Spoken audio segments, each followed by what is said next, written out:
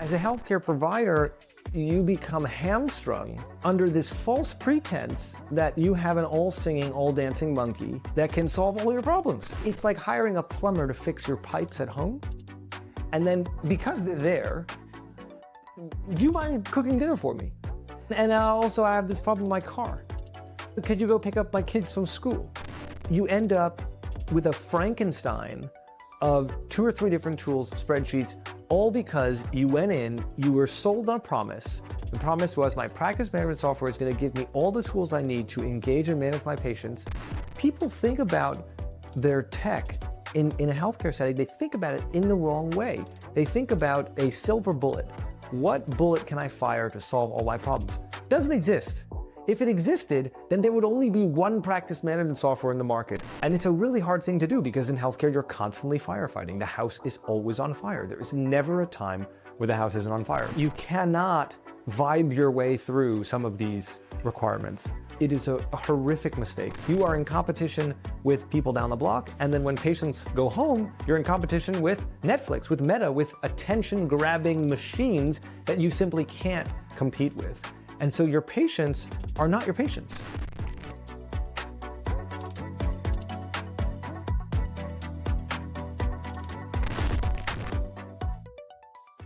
Practice management software and EHR, EMR, electronic medical records, patient records, are the best and worst thing to happen to healthcare ever. Why is it good? It's good because if you have a choice between running things on pen and paper and running it on a practice management software, on an electronic medical record, is no question. You can be more efficient, you can be more organized, you can maintain better clinical records. There are 100 reasons that medical records, practice management software, electronic medical records, EHRs, EMRs, have done wonders in helping healthcare providers come into the modern era. Right? So it's great in that sense. And also, it has got to be the worst thing to happen to healthcare, possibly in the same duration of time. And that's not a blanket statement for all practice management software. There are some very good practice management software, but many of them are not. And it's not that they're bad. It's not that they're bad because they don't do the thing they say they're going to do well. They do the thing they say they're going to do well. They also say they're going to do all this other stuff that they do not do. And so as a healthcare provider, you become hamstrung under this false pretense that you have an all-singing, all-dancing monkey that can solve all your problems. I spoke to a clinic owner recently who said they're thinking about changing practice management software. They've been on the same practice management software for 3 or 4 years. I said, okay, interesting, why? Oh, this other one also has a marketing suite. That's interesting. Marketing technology, MarTech, that's a thing. It's a thing. You also have practice management software. That's a thing. EMR, EHR, that's a thing. So now we're saying that someone's figured out how to do both. Possible. Then he said the practice management software also does some of the back office and bookkeeping. That's a different thing. So now you have a medical record, a marketing suite, and an accounting tool all in one. Now, you could say, wow, that's great, full service. And I think that is probably fair if you compare it to pen and paper. But there are entire businesses that are built around these very specific areas of specialty. And what you're saying is that an electronic medical record or practice management software that was set up 15 years ago that still looks like it belongs in 2005, it has suddenly figured out how to do all the things. It's like hiring a plumber to fix your pipes at home. And then because they're there, do you mind cooking dinner for me? And also I have this problem in my car. Could you go pick up my kids from school? That's literally how I find service providers to look after my entire household, starting from the plumber.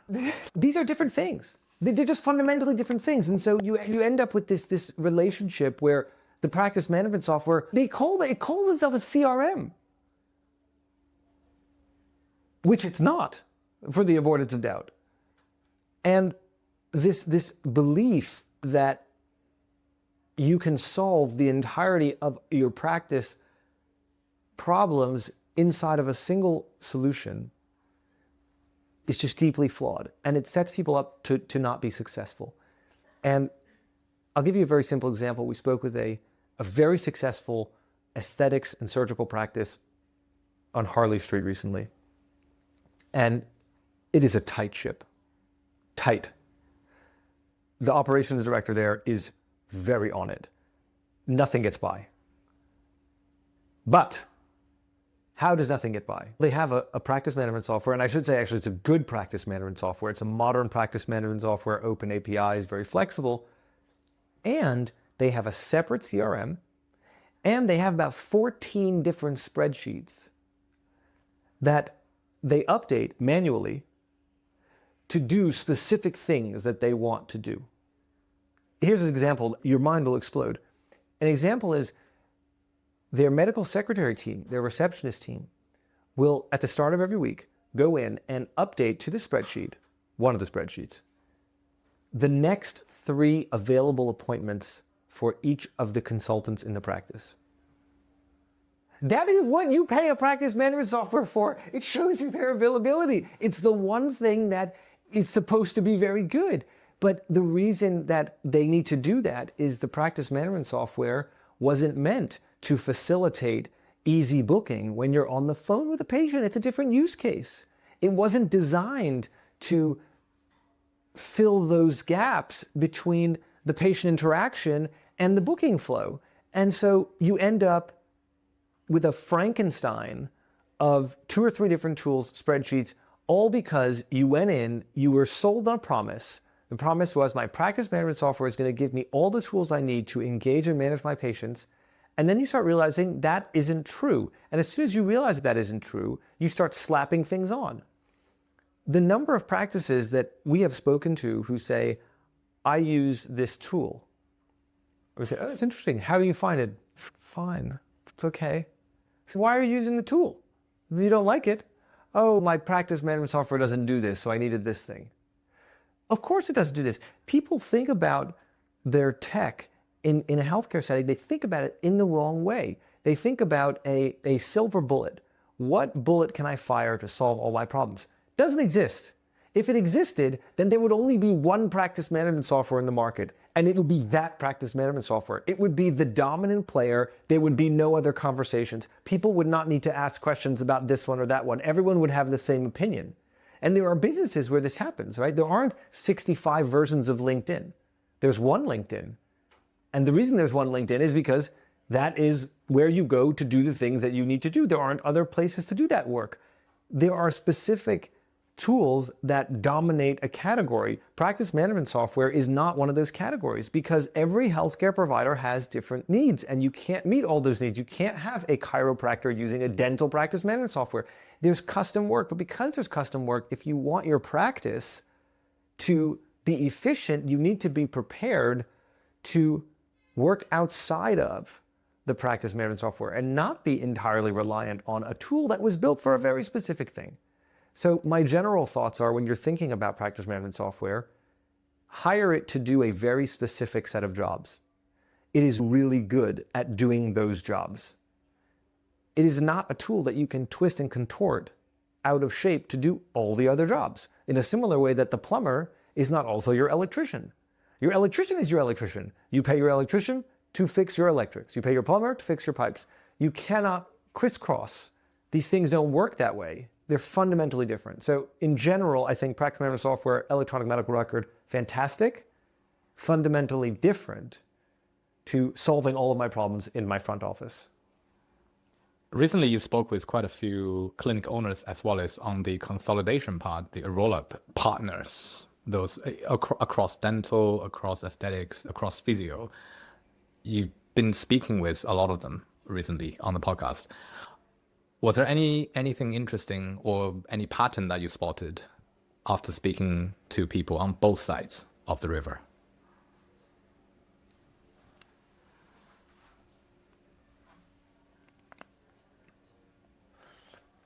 I think most people who are buying and building right now, we had a guest on a podcast recently who, I think it's a great phrase.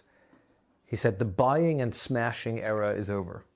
The buy and smash era. And it's a very visceral word, smash. Grab this thing, grab that thing, and smash them together. You hope something more valuable comes out.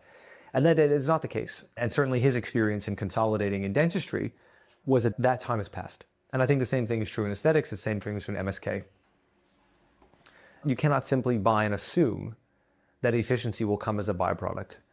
I think what's interesting right now, and we heard this recently with a 7 or 8 site group owner who's expanding right now, who said, unlike any other time that he remembers building and leading this group, the ecosystem is changing. The ecosystem is changing. That's very different than a thing changed. Saying the ecosystem is changing. I said, oh, what do you mean by that? That's interesting. He said, you have new suppliers, you have innovation coming to the market, you have new players, you have people from outside healthcare coming into healthcare. The melting pot, this big pot that we're putting stuff in is starting to change. Things are starting to get mixed up. And as you grow and scale your provider operations, the thing you did to get to where you are is not the thing that's going to get you there. And it's because the things that you can do today are fundamentally different. And I'm not talking about a thin wrapper on an AI receptionist. I'm not talking about a 20 minutes back, 30 minutes back. I'm talking about fundamental replumbing. We work with a multi-site group where we came in, we helped them reduce their front office team by full headcount. We increase their booking. We increase their patient engagement. We surface patient insights and problems and concerns from the patients that they didn't know existed. And we help them reduce third-party software. You add those things together, you start to see that show up in EBITDA. You start to see that show up in the bottom line, not in theoretical minutes back. Minutes back is a great promise, but it's not, your valuation doesn't improve because of minutes back. Your valuation improves because your value improves, because your profitability, your P&L changes. And I think there's this pattern in healthcare of buying minutes, but minutes needs to show up in the P&L. And so if you're not solving problems that have P&L level impact, not theoretical P&L level impact, it's nice to have a medical scribe. It's really nice that the patient experience can be more focused, practitioner can be more present, notes are written largely for the practitioner. That's fantastic. Everyone's happier. And sure, happiness is part of value because your practitioners stick around, they don't leave. There are a lot of reasons that happiness helps value. But the thing that helps value is value. I remember we hosted an event recently and there was a speaker there who's currently consolidating in the aesthetic space. And he was asked a question. And the question was, how do you value the practice that you buy? And this person said, maybe the revenue is here, the EBITDA is here, but we've got a great brand. And the response was fantastic. The response was, cool, if you have a great brand, it should show up in EBITDA. Your brand is so strong and your patient acquisition and retention is so strong and the brand is so good, you'll see it in the P&L. It'll show up there. And I think this is the thing that I'm hearing from the consolidators that I speak with, from the private equity groups. The innovation is great. Show it to me in the P&L. And P&L transformation is a very hard thing to sell. It's a really hard thing to sell. It's not feel-good vibes. It's not people happy. It's a number at the end of the month. And so when you're thinking about P&L transformation at a consolidator level, you need to be really sure that cost is coming out and or revenue is going in. Minutes is good as the vibes. The minutes are great. We save practitioners 2 minutes per day, 20 minutes per day, an hour per day. Was someone there for that hour? Or was that the coffee break time? Because those minutes, they don't show up necessarily. So I think what I'm hearing is that if the buy and smash era is over, now it's about enabling P&L structural transformation. That is you need to buy different things for your clinic. You need to fundamentally rethink at an organizational design level, how do you enable that change? I think it's different. I think it's a different game today. Yeah, interesting. We can talk about more about the P&L transformation and what's involved, what's needed to get to that level. But before I get there, I wanted to in addition to the buy and smash comment that you just mentioned, you just talked about, and also I've heard quite a lot about some other aspect in the industry. I wouldn't say problem, just dynamic or patterns in the industry that's happening quite a lot. There is apparently a lot of conversation that you had involve the phrase we have a lot in motion right now. You can talk about that. Yeah. And then there's also, I'm building a software for my clinic or clinic groups. Yeah. These are entrepreneurs, very smart entrepreneurial people, exploring ways to improve themselves, improve their own operations. So let's talk about these two. Okay. A lot in motion. Okay, and then I'm a software developer now. Yeah, so a lot in motion. So we do often have conversations with practice executives. We're engaging about Coherent services and the extent to which patient engagement, support, activation, retention is a problem that they need to solve. And sometimes what we get to is, this is a problem, we have this problem, but I've got a lot in motion right now. I would challenge you to find a single high growth scaling healthcare provider that would ever say they don't have a lot in motion right now. It is one of those businesses where you are always on. I used to run clinic, you are always on. Even when the doors are closed and you have no patients on site, your HVAC goes down. You have a security issue. It's always on. There's always a lot in motion. And it is because there is always a lot in motion that as a healthcare provider, you get stuck in just turning the wheel. It's a bit like restaurants. You just keep turning the wheel, just keeping the doors open every day, serving people, serving customers, closing the doors on time. That is so consuming in a way that it is fundamentally not consuming for a pure play software business. Of course, it's consuming in a different way, but you don't have that service-based, this is the service-based component, that service-based challenge. There's always a lot in motion. And the practice leaders, the executives that are clearly bucking the trend, very clearly bucking the trend, line is going down, theirs is going up, are the ones who can say, cool, I've got a lot going on right now, and this is where I'm going to create value. And that focus, that precision is immediately visible. When we have conversation, if we're having a sales conversation, we're sharing stories about how we've worked with customers in the past. We've asked clinics to share with us their patient flow. Where are they dropping off? How are they dealing with new inquiries? The practice leaders who are growing at speeds that would hurt your brain in many cases are the ones who are able to say, I've got a lot going on right now, and I'm able to make it all background noise. I'm going to put that all aside, and I'm going to focus on this one or two strategic decisions, surgical decisions, where you can go in and come out with value.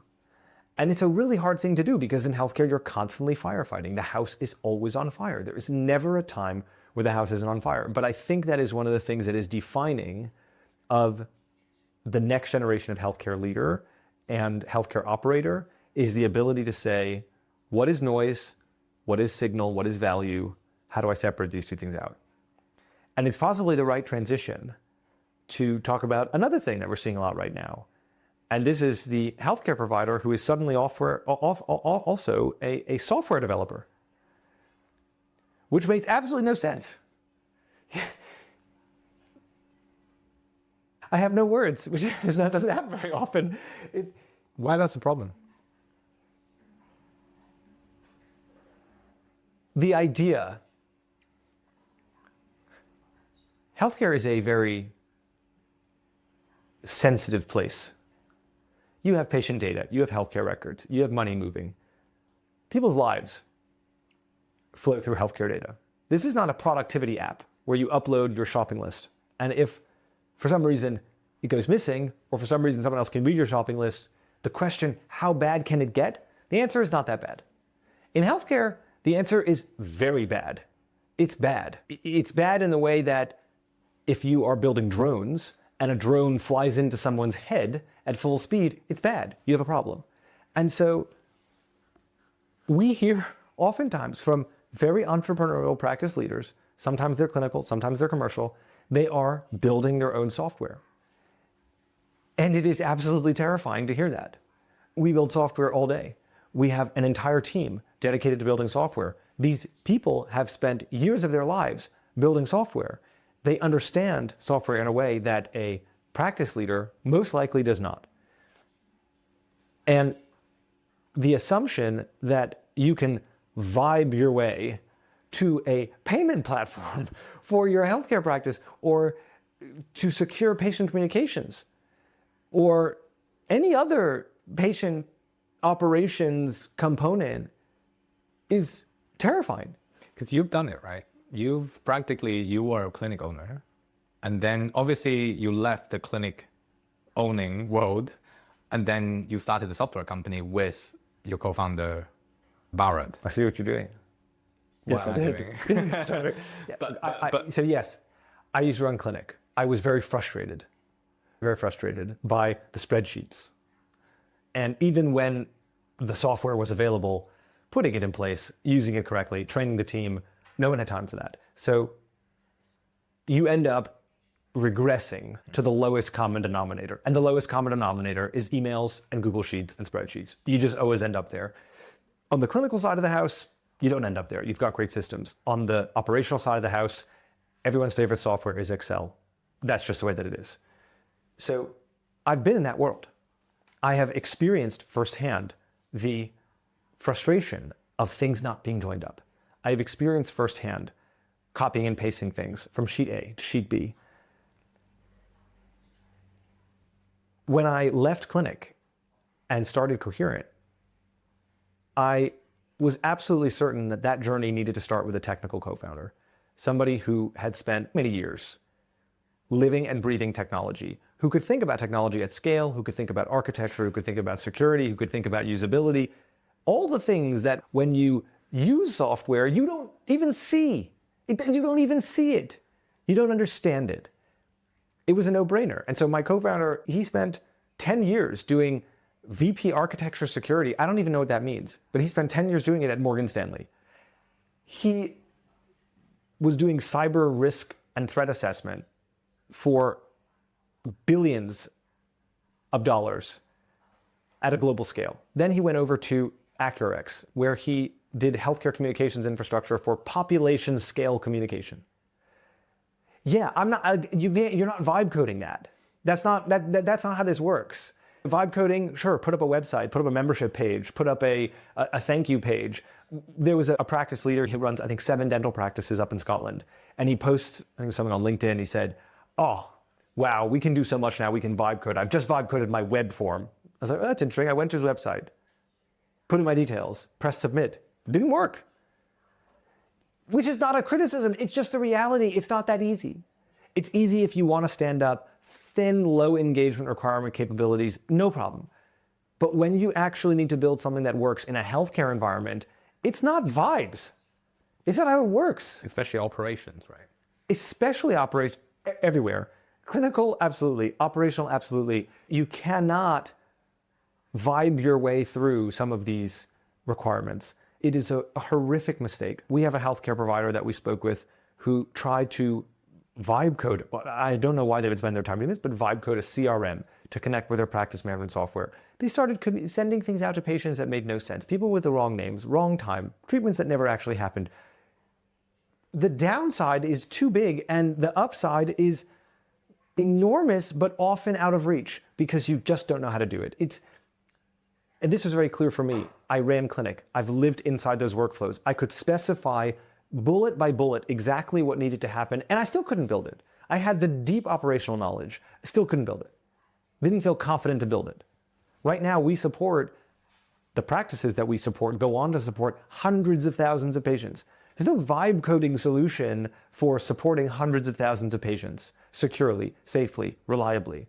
That is not how this works, at least not yet. Maybe the keywords was the reliably, safely, and securely. You can make it look good. Yeah. It's very easy to make it look good. You can feel good about it. Maybe it helps you think creatively. Fantastic. Healthcare is a reliability market. It is a safety market. It is a redundancy market. The reason that the NHS chooses as a supplier IBM, Microsoft, it's not because those products are great, it's because they are reliable, they are durable. That is the only way to create efficiency in healthcare. Or they have the mechanism that's set up specifically to deliver that promise of reliability and security in the longer horizon of time zone. Absolutely. Frame, right? It's not really about I deliver a good piece of software right now that's functional, that's usable, but things constantly change. I think that's what most people that didn't come from engineering background would miss out, because they look at that one tiny little moment and assume of output completely. But there's a million variables coming in the next second, the next minute, the next day or month. I think increasingly, I spent many years working in hardware, developing medical lasers. I spent many years now in software, building software. And no matter how you look at it, technology is an organism. It evolves, it lives. It's not static. It's constantly changing. It's not static. And so your thing that works for 1 minute does not work for 1 hour, does not work for 1 year. These are dynamic by virtue of what they are. This is why you have support teams, because you can't just build it once and release it. At some point, there will be some issue. And the question is, what do you do then? What do you do then? Going back to the clinic owners building their own software dynamic, that's becoming more and more common these days, right? And it's not necessarily, it doesn't need to be a clinic owner, but many professional individuals in their own profession will start vibe coding their own software. There's nothing wrong with it. But I see that, maybe you can elaborate more on this. We discussed this before. I see that as a focus problem, as in what is the business? So building, like you've experienced this firsthand, and you made the decision to shift into software. You left the clinic world, and in order to focus your attention working with a team of engineers led by a highly experienced individual to focus on this side of the business. But you can't do both simply because it's a completely different type of businesses, right? And given the context of business of a clinic, I guess the question is, which business are you building? Is this the right decision to make? I completely agree. I think that as a healthcare provider, you signed up to deliver great patient care. Full stop. That's what you signed up to do. You signed up to serve, treat, diagnose patients. That's the business. That's the business you're in. Now you're running a business, but the business you're in is high quality patient care. And if you speak to any great healthcare leader, any great group, they will all say, we are in the business of providing great care. Full stop. The mission statement is not provide great care and build great software. That's not the mission statement. You know what I mean? That's not the mission statement. The mission statement is, we're going to provide great care. We're going to help people who have this problem. We're going to make them better, comma, and develop great software. There's no software in your mission statement. You shouldn't be spending time doing that. It's not the core business for you. Core business for you is, how do we deliver a more efficient, effective healthcare experience? How do we treat people better? How do we move them through the system better? That is a healthcare provision problem. You need to buy in. You need to find the people whose business is to solve your operational problems. There are many healthcare providers that we work with who try to solve this problem for themselves. They get halfway through, and that's good enough. You need to be very focused when you're delivering healthcare to patients. I remember when I was running clinic, there was always a distraction. We had one service and we provided one treatment. One. We provided that treatment as well as we could. Then someone had an idea to introduce a second treatment. We said, oh, we've got the patient body. It's a great time to introduce a second treatment. And there is some truth in that. You bring patients back, you serve them more broadly, diversely, etc. Just introducing one more treatment line brought with it a whole mushroom cloud of complexity, different CQC obligations, different supplies, different supply lines, different training, different calendar appointment type. One, we see practices with 15 different services, 20 different services. Maybe you can pull that off, but you can't pull that off and also build your own software. There's only so many things you can do. More often than not, the problem in running healthcare provider operations efficiently is a problem of focus. It is very hard to optimize 25 things at once. So if you can find a partner, and we often say this to healthcare providers that we work with, we're not doing anything that you're going to do. We're working in a space that you're never going to get to because you're always going to be focused on your core business. Your core business is delivering care. When we come to the party, we say, wonderful to see that you are delivering this really high quality care when patients are in clinic. What about when they're not? So you're focused on your in-clinic delivery. We're focused on your out-of-clinic delivery. It's entirely complementary. There's no overlap. You are focused on 10 out of 10 experiences when someone walks through the door. We are focused on helping you deliver a 10 out of 10 experience when someone walks out of the door. These are entirely different ways of looking at your business, and supporting people who are not on site is just a different business than supporting people who are on site. One of them is about efficiency, automation, intelligent data. One of them is about service. You are a service business. You are not a data business. So when we speak to practices, they'll say, what is the outcome of working? You get to go to bed at night knowing that we provide full coverage engagement from the beginning to the end, every patient, every time, at the right time. If they ask not to be contacted, no problem. That's not an issue. At least we know. Our job is to follow up and engage with every patient all across the journey. And when you do that, you start discovering this patient actually wasn't happy with their experience. Oh, okay, we need to speak to that practitioner. Oh, hold on a minute. This patient says there's a clinical concern. They're in pain. Why didn't we know about that? And so there's this overlap, serving patients out of the clinic, supporting patients in the clinic. But they are not the same thing. There's interaction between them. One of them is inpatient service. One of them is outpatient service. You need a partner.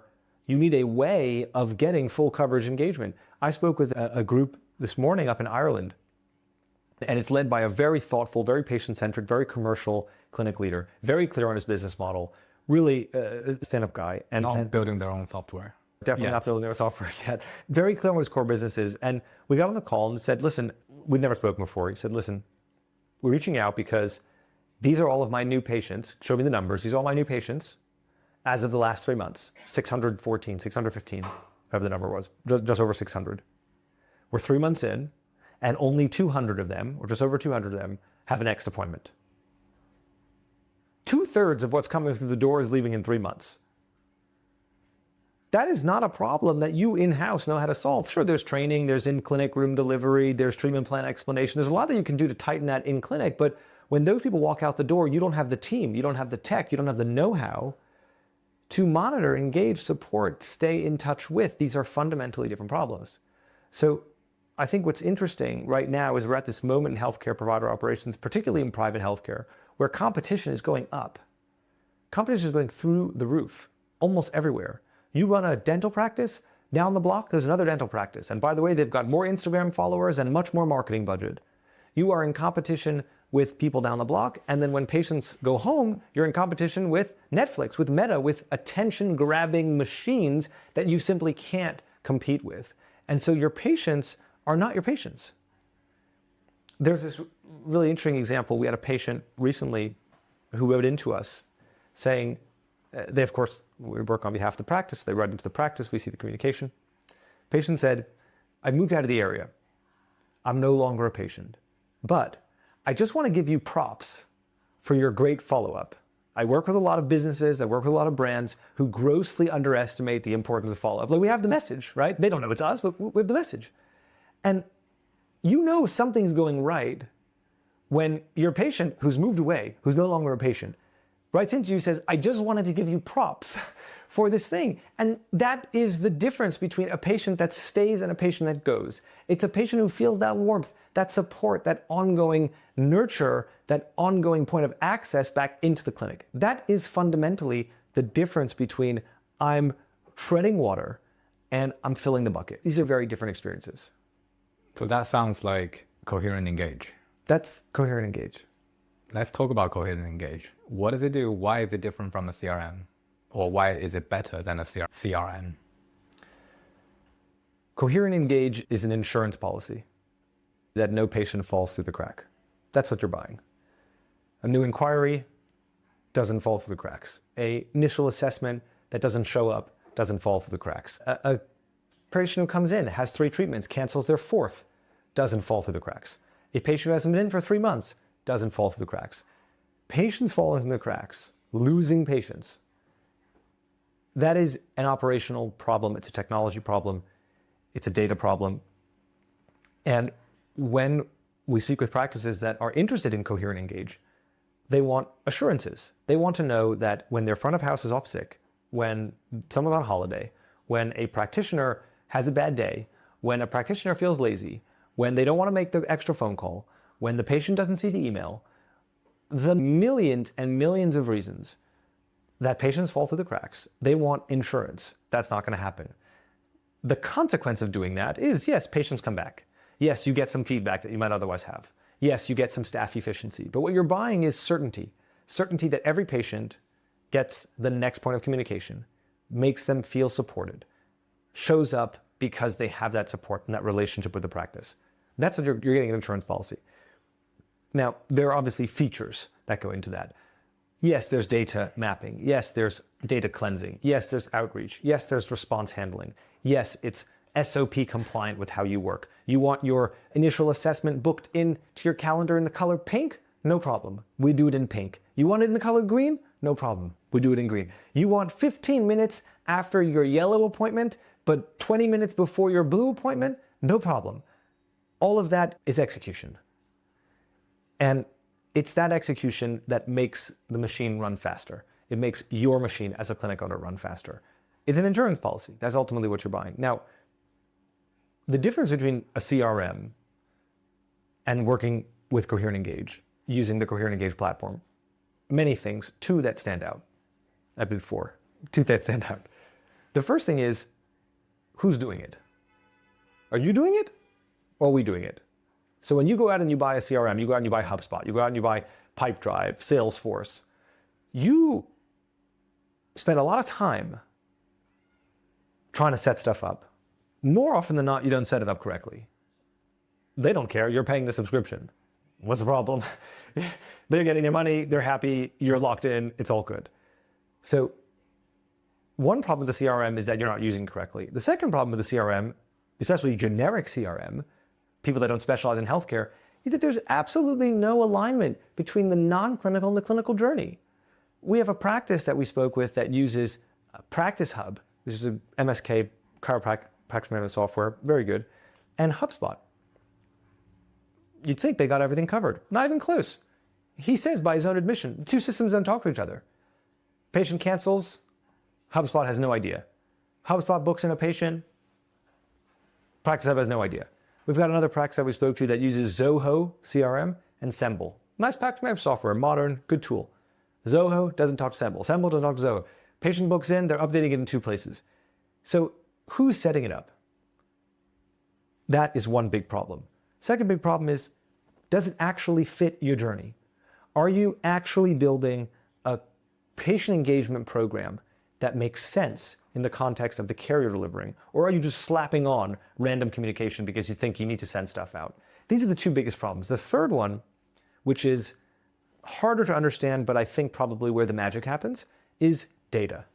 Data. When you set up a practice management software, you set it up in a way that you want. When you set up a CRM, you try and set it up in the way that you want. You have absolutely no idea what works. You don't know what you should say to people, when you should say to people, how you should say to people. You have no idea. You're best guessing. You're saying, oh yeah, I think I should send this email out at 11 a.m. on a Monday. I think I should send this SMS out at 4 p.m. on a Thursday. You've got absolutely no idea. You are totally shooting in the dark. And so that lack of knowledge, that lack of context, implies that you're getting it wrong. Because unless you are really good at performance and engagement marketing, unless you have a really strong background in patient communication, you are missing enormous parts of the opportunity and support space for your patient body. So I think those are really the three differences. We often speak to practices that say, oh, I use Go High Level, or I use a CRM. We say, great, hopefully after 3 months of working together, you can get rid of it. Get rid of it? Oh, I don't have a CRM. No, you do have a CRM. It's CRM done for you. You get all the data. You get all the insight. We do all the correspondence, do the outreach. That is Coherent Engage. CRM done for you. There's no weight on your shoulders. You don't have to worry about setting up automation. Go back to what I was saying earlier, it's not your core business. How do you know as a healthcare practice What's working? You send out lifecycle marketing emails once a month. You look at open rates. You think, oh, we're doing a good job. That's not good enough. If that were good enough, then when we reach out to a patient, we wouldn't be getting back 3 paragraphs of information about how they were upset with their last appointment. If your communication was working with patients, then we would not come in and get feedback and concerns and bookings, by the way. We would come in, we would set up, we would do something, nothing would happen. If your thing was working, nothing would happen. It's not the case. You get patients who reactivate, who re-engage, who share complaints, who share concerns, because they're being spoken to like people. And I think fundamentally, this is the thing that is different about Coherent Engage and CRM. If you want to speak to your patients like people and not like numbers, you need different tooling, you need different infrastructure. And I think that's often what we find, is that healthcare providers who want to speak to their patients like people, not like charts, not like numbers, not like journey maps, they're looking for something different. And this is where they find it. So this sounds like the agentic CRM or patient engagement done for you. Your choice. Agentic CRM, patient engagement done for you. It's interesting right now, if you look at the broader CRM category, for a long time it's been the Salesforces, the HubSpots. In the last 5 years, arguably in the last 25 months, there are probably 100 new challenger agentic CRMs. We use one of them here at Coherent, right? We use our own CRM, not our CRM, we use an agentic CRM, and it's a great tool. There's a new wave of agentic CRM, of customer relationship management, in our case, patient relationship management. There's a new wave. It's happening right now. It's happening in the horizontal market. It's happening in general business. And as with all things in healthcare, at some point it will make its way to healthcare in 25 years when the next thing is already here. So we took a decision early on that, hey, this is happening everywhere else. We're going to bring it here fast, early. We want to bring agentic CRM, patient engagement done for you, intelligent, patient relationship intelligence, not patient relationship management, patient relationship magic, not patient relationship management. We're trying to bring that to healthcare providers. And I think one of the biggest things that needs to change in the mindset is, hold on, I don't get a login in the same way. I don't have user seats. I don't have to go in and there's a behavior change that comes with this. And I think that's an exciting thing, because when behaviors change, things usually move forward, which is very different than I got 20 minutes left on my day, I get 40 minutes left on my day. The behavior change there is I've got 20 minutes to breathe, eat, walk, all important, but not fundamentally changing the way practices operate. And I think now we're at that inflection moment because technology has made it possible. Talk about the different programs: aged leads, cancellation, post-consultation, recall. Yeah. I'm going to see if I can hit 15 places that you're losing patients. I'll try to go I'll go back of the journey up to the front of the journey. 15 places that you're losing patients. Here we go. Long-standing patients that haven't been in for a while and have no next appointment. You might call that patient recall. You might call that patient retention. So let's say they haven't been in for 4 months, don't have next appointment. Cool, that's one. Patients who don't attend, DNA, non-attendance event. Patients who cancel, don't rebook an appointment. An initial assessment, consultation of some kind, that books but never attends. An initial consultation or assessment that books and attends, but then does not rebook or continue with their treatment plan. A new inquiry that expresses interest in booking but doesn't book. A new inquiry that reaches out, does not express interest in booking, and still doesn't book. A patient who has completed a course of treatment of some kind, has expressed concerns beyond that treatment, and who has not been supported or activated to continue with their next treatment. An insured patient using insured billing or some kind of private medical insurance who has a certain number of appointments left in their agreed course of support with the insurer who has not claimed them. A patient who has come in, visited the clinic, had a consultation, started a treatment program, but not completed a pre-agreed treatment program. That's 10. We haven't even got started yet. I think inside of each of those journeys, that's 10 programs. 10 programs for patient retention, plugging the leaky bucket, 10 programs. Inside of each of those, there are probably 5 variations. Because when patients reach the end of their treatment journey, they don't all reach the end of the same treatment journey.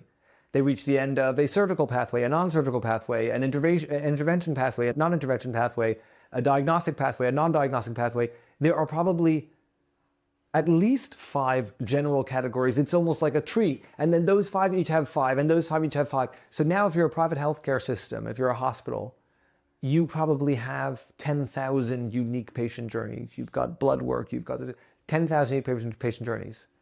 And supporting patients non-clinically through each of those journeys reliably, that is reliably, that's not hire one more patient coordinator. That's not my front of house, my staff will do it. I've got a great front desk team. Okay. Can your front desk team segment data into 450 different patient journeys and communicate with each of those patients in a different way? That's cool if they can. I have no judgment. But reliably supporting that variability, that incredible volume and diversity of patient journeys is a technology problem and it's a data problem. It's not a headcount problem, not a staff problem. And I think when we look at patients disengaging, this is where the problem shows up. And you know you have the problem very quickly. We know you have the problem very quickly because we just ask 1 or 2 questions. And if you can't give clear numbers, we know you have the problem. How many people inquired last month at the practice? Oh, we had 160 new starters. Okay, wait, how many people inquired? I'm not really sure. You have the problem. Because it wasn't 160. It was not 160. You didn't get 160 inquiries and 160 new starters. It was not 160. And healthcare practices, it's not like shopping online. It's not like e-commerce shopping where you browse a website. You reach out because you have intent. And that intent is what drives the patient journey. Tell me, who are the top 3 famous people whose work had an impact on you? And what kind of impact did they have? Famous people? Yes. I guess I live under a rock as it comes to media. I'm influenced by a lot of stuff. But I will tell you that I can tell you about people that I really respect, people who I think understand, have unique perspectives, who understand the world in a way. Travis is back. What's your comment? I think it's awesome. Why? I mean, give a bit of context. So I don't look. Travis is the founder of Uber. I've used Uber. I don't know him personally, and I know that people have many opinions, but I have nothing to say. I have no first-party information about Travis. But what I do know is that the velocity and the pace and the focus that drove the Uber engine, putting aside problems, etc., velocity, pace, and focus were very widely recognized. And as he said, now he's back. And I remember there's that scene in, I think it's one of the Batman movies, where Batman jumps off the roof and then someone sees and says, he's back. And there was someone who was doing a parody on that I saw earlier today because Travis just announced a new business. And I think there's an excitement around that because people know about the intensity, the focus, the pace, the ability to think and operate at that scale and to be back and doing it again without, there's no financial need to, presumably, is very cool. And I think, for me to see that, I think it's incredibly motivating to say, actually, the reason to get up in the morning is to solve problems. And when you have that motivation, it's going to carry you forward into your next thing, into the next problem, even if you don't need to work. As I'm sure is the case for him, he's made a decision to go out and solve a big, hairy problem. More big, hairy problems. He's already solved a big, hairy problem. He's going to go solve more big, hairy problems. Now, I hope that, again, I don't have any first-party information, but I hope that some of the negative things that surrounded the first experience, or at least the reported negative things, whether they're true or not, don't necessarily carry through to the second one, because I think that was unfortunate. But I think ultimately the energy, the focus, the pace, the innovation that comes from that kind of delivery is really exciting. And I think it sets the bar for the pace of ambition that we should all be striving to, right? I think that's one thing that I think is very exciting. So I think that's I don't know if he's someone who's directly influenced me, but I think I certainly respect and see the energy that comes from that kind of focus. So that I think is definitely one of them. There's a gentleman, again, I don't know him, so it's probably not a good thing that a lot of these people I don't actually know. There's a gentleman who is the director of 3 documentaries, maybe he's done other stuff as well, but I've seen all 3 of them, Chasing Ice, Chasing Coral, and The Social Dilemma, all of which use documentary telling and storytelling to surface these very real problems. One around coral bleaching, one around ice cap and iceberg recession, and then the other one around social media addiction. And I think the storytelling is incredible. I think it's very captivating, but also I think it's such an interesting way and a powerful way to align people around a problem. Because I think oftentimes you have causes that don't gather the necessary momentum, the necessary traction, because the way in which the problem or the cause is framed is not suitably compelling.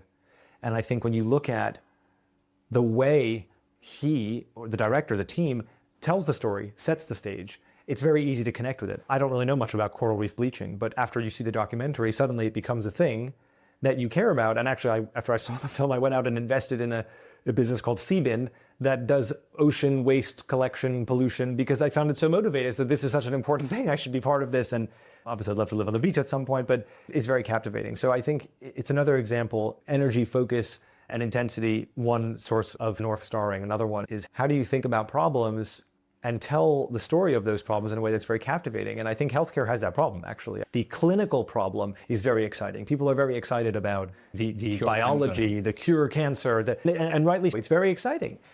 But if there's anything we can learn from the way that the social dilemma, how exciting can it be to sit there and watch an ice cap recede? Very exciting, I have to tell you. And I think that the healthcare operations problem, it has this problem. The problem is that it's boring and it's ugly. And because it's boring and ugly, nobody really cares. Nobody goes out and solves that problem. It's not exciting enough.